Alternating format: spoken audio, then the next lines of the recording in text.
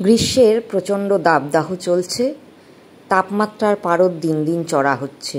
এই সময়ে এমন কিছু খেতে হবে যা শরীরকে ঠান্ডা রাখবে। আজ আমি সেই ধরনেরই একটা রেসিপি নিয়ে এসেছি। আশা করছি আজকের রেসিপিটা আপনাদের সকলেরই ভালো লাগবে। পুরো ভিডিওটা দেখার জন্য আপনাদের কাছে অনুরোধ রইল। নমস্কার বন্ধুরা, তৃষ্ণার রান্নাঘরে আপনাদের সকলকে স্বাগত জানাই। প্রথমে একটা প্রেসার কুকার নিয়েছি। প্রেসার কুকারে দিয়ে দিলাম ধুয়ে জল ঝরিয়ে রাখা 1 কাপ বাসমতি চাল। এবারে যে কাপ মেপে আমি চাল নিয়েছিলাম সেই কাপ মেপেই 3 কাপের সামান্য একটু বেশি জল কুকারে দিয়ে দিলাম। এবারে কুকারের ঢাকনা বন্ধ করে দিয়ে 3টে সিটি দিয়ে নেব। যতক্ষণ না ঠান্ডা হবে ততক্ষণ কুকার খুলবেন না। প্রেসার কুকার নিজে থেকে ঠান্ডা হলে খুলছি। রাইস খুব ভালো মতন সেদ্ধ হয়ে গেছে। এবারে হাতার পেছন দিক দিয়ে খুব ভালো করে আমি স্ম্যাশ করে নেব। এছাড়াও পটেটো স্ম্যাশার দিয়েও আপনারা স্ম্যাশ করে নিতে পারেন।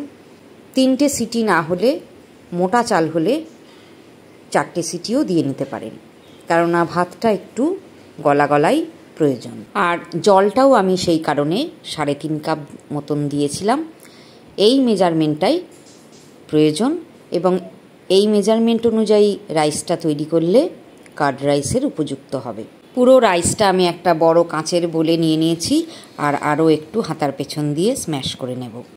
রাইস স্ম্যাশ করার কাজটা ভাতটা সামান্য গরম থাকতে থাকতেই করতে হবে, তা না হলে ভাত শক্ত হয়ে গেলে ঠিকমতো স্ম্যাশ হতে চাইবে না। এবারে আমি এর মধ্যে দিয়ে দিলাম 1 কাপ ভর্তি টক দই। দেখবেন টক দইটা যেন একদম ফ্রেশ হয়, তবেই কিন্তু সঠিক স্বাদ পাওয়া যাবে। দইয়ের সঙ্গে ভাতটা খুব ভালোভাবে মিশিয়ে নিচ্ছি। মিশিয়ে দিলাম বড় কাপের 1/2 কাপ জাল করে ঠান্ডা করে নেওয়া দুধ। দুধটা দেওয়ার পরে হাতা দিয়ে আবারও খুব ভালোভাবে মিশিয়ে দিন। খুব ভালোভাবে মেশানোর পরে এর মধ্যে আমি দিয়ে দিচ্ছি স্বাদ মতো লবণ আর 2 চামচ চিনি।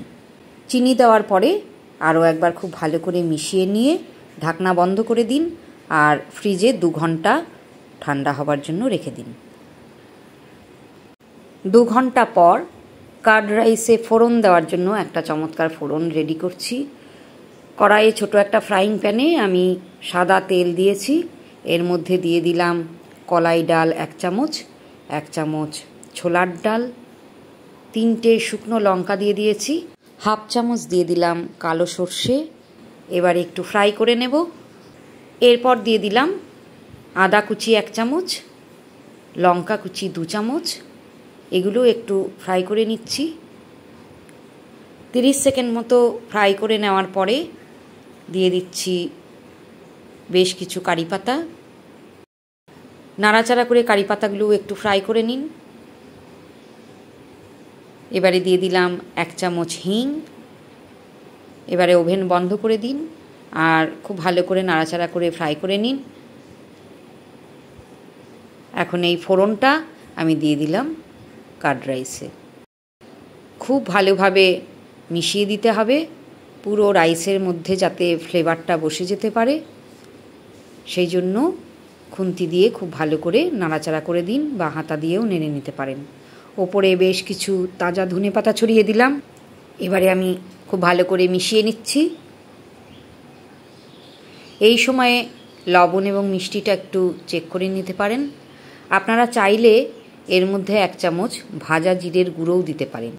ভাজা জিরের গুঁড়োটাও কিন্তু খুব ভালো লাগে কার্ড রাইসে। আজকে আমি দিচ্ছি না। দেখুন খুব ভালোভাবে মেশানো হয়ে গেছে। এইবার দিয়ে দিচ্ছি কিছু আনার দানা। এই আনার দানাগুলো কার্ড রাইসে খেতে খুবই ভালো লাগে। ওপরে কিছু আনার দানা আর ভাজা কারি পাতা দিয়ে সাজিয়ে দিন। দেখুন কত সুন্দর লাগছে।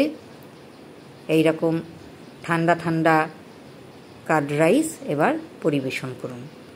এই রকম ঠান্ডা ঠান্ডা কার্ড রাইস খেলে আপনার মন প্রাণ জুড়িয়ে তো যাবেই, উপরন্তু পেটও ঠান্ডা থাকবে। তো রেসিপিটা যদি ভালো লেগে থাকে তাহলে লাইক অবশ্যই দেবেন। আর যদি রেসিপিটা ইউটিউবে দেখেন আর নতুন বন্ধু হলে প্লিজ সাবস্ক্রাইব করুন। ফেসবুক চ্যানেলে দেখলে ফলো করার অনুরোধ রইল। আবার দেখা হবে অন্য কোনো ভিডিওর মাধ্যমে। ভালো থাকবেন, সঙ্গে থাকবেন।